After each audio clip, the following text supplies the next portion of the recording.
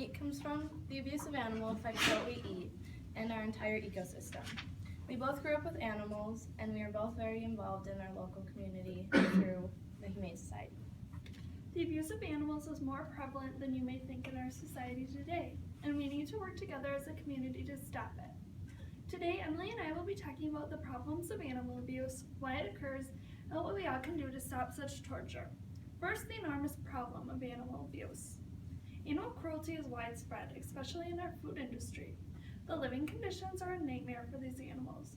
They are packed into small areas with filthy living conditions and little fresh air. According to PETA's article, Factory Farming Miserable for Animals, hens are kept in small cages where they can't stand up. Chickens and pigs are packed into tiny sheds, and cows are kept in disgusting crowded feedlots. Also, animals are pumped with antibiotics.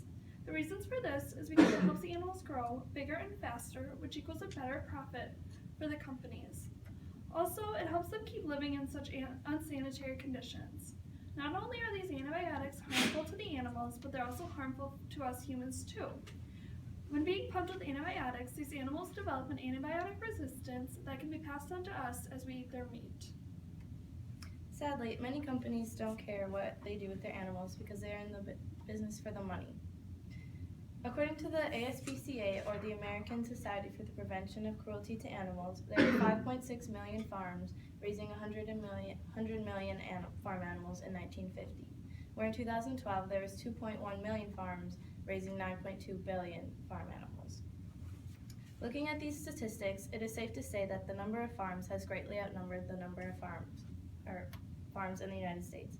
With so many animals and so little farms, there is no possible way there are enough people to run the farms and have a decent animal to caretaker ratio. Since there are less family farms and more corporate farms, it leaves little room for animals to be raised in a cruelty-free world.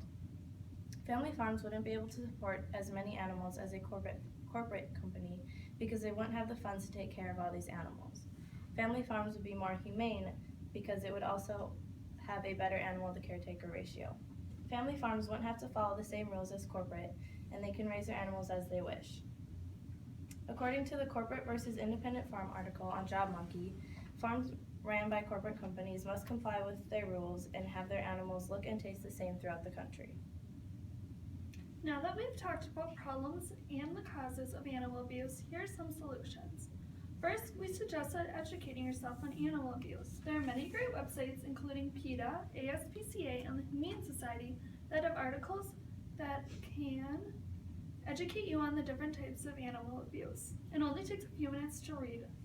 Also, talk to others in your community. This is the best way to learn for yourself and to educate others. What you eat matters, and paying attention to where you get your meat can make a difference. And there are many options for cruelty-free eating here in Fargo.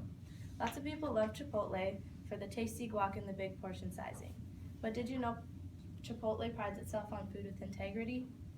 According to their website, they only buy pork from pigs who are allowed to roam in the outdoors and are not pumped with harmful antibiotics. Another great local option is natural grocers. Even though it may be a bit more expensive to buy, the price is worth it. According to their website, meat standards consist of no hormones or antibiotics along with access to the outdoors. And everything is certified as organic, accessed on March 25th. Animal abuse can be found in many food industries, and working together as a community will help stop the abuse these animals face every day. Today we have informed you about the problem of the abuse, why the cruelty happens, and how we can make small changes to end the cycle. By educating yourself and others on the problem of animal cruelty in the food industry and choosing better options when it comes to the meat you eat, our community can quickly and efficiently turn this problem around. Nice. Oops.